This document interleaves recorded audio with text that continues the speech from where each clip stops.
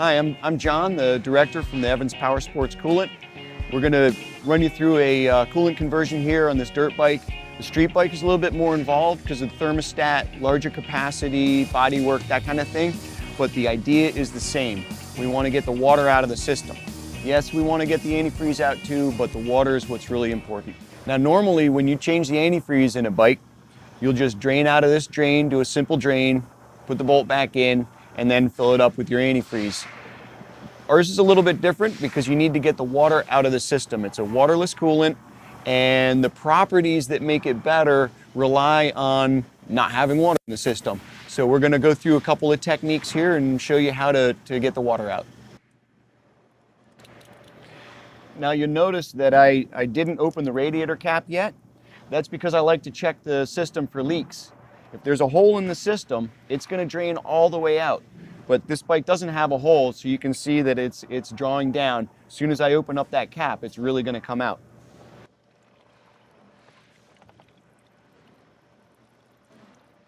All right, so that's drained, but there's still some coolant left in the system, and we want to get it all out, all that we can. We're going to pull this hose off so that we open it up. So when I blow air in through the radiator cap, you get a higher volume of airflow. We're just trying to blow out what's in there. Now don't lose the O-ring.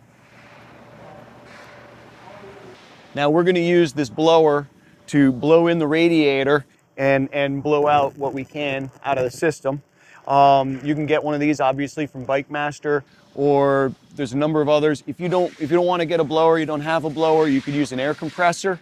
You're not trying to make a high pressure in the system, you're just trying to blow air through it. Some people will even clean out their shop vac and run it backwards as a blower.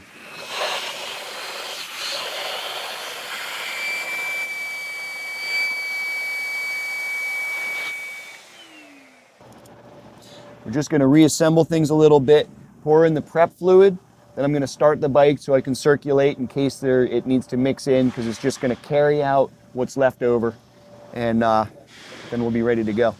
So we're going to fill the system with prep fluid. What this does is it will mix with any antifreeze that's left in the system. We're going to run the bike, that'll get it all mixed in so that when we drain the prep fluid out, it will carry out any residual antifreeze that's been left behind. Now, since the job here is to get the water out, there's a very good chance there's still water in the fluid that's in the bike. We've warmed it up. If you warm it up enough, you'll make enough pressure. If you open that cap up, it'll come spraying out at you, okay? So you ought to let it cool down. You can squeeze a hose to see how much pressure there is. If you think the engine might still be hot, but you're under pressure, or you're at the races, you got to get this thing out. You know what? If you just crack the drain bolt just a little bit, that's a way you can release the pressure. Don't open the cap because you can't control how it comes out of there. Now prep fluid is clear, but you can see there's a little bit of blue from the antifreeze that we blew out earlier. That shows that there was still a little in there. This tool is a refractometer.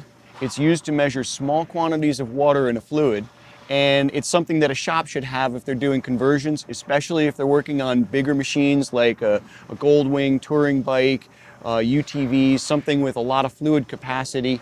You want to make sure you've gotten all the water out.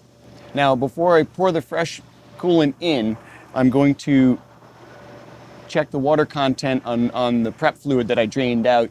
If the water content's really high, I'm going to want to do some more prep first. Yeah, as I thought, that's really good. There's barely any water. We're going to blow air through it again, just like we did before. Same process.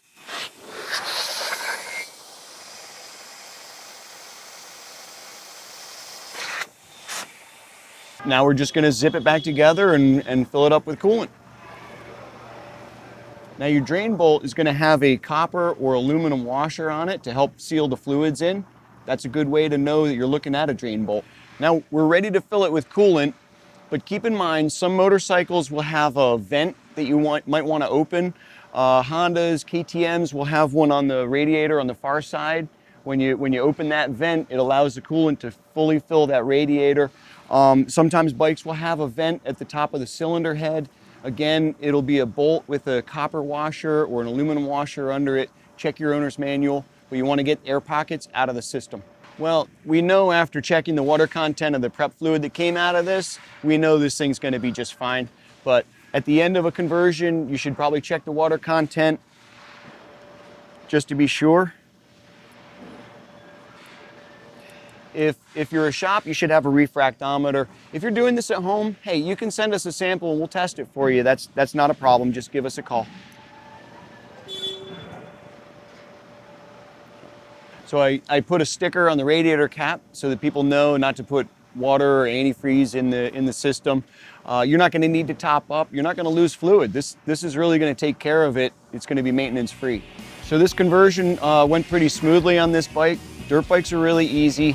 Street bikes, UTVs, snowmobiles, they take a little bit more effort. Definitely something that people might want to take to their shop to have it done. But at any rate, it's just about getting the water out. That's what we've done. It's pretty simple. I'm John from Evans Coolant. You can get in touch with us through our website, our 800 number. Come to us through our social media. We're happy to talk to you, answer your questions. I appreciate your time. Thank you very much.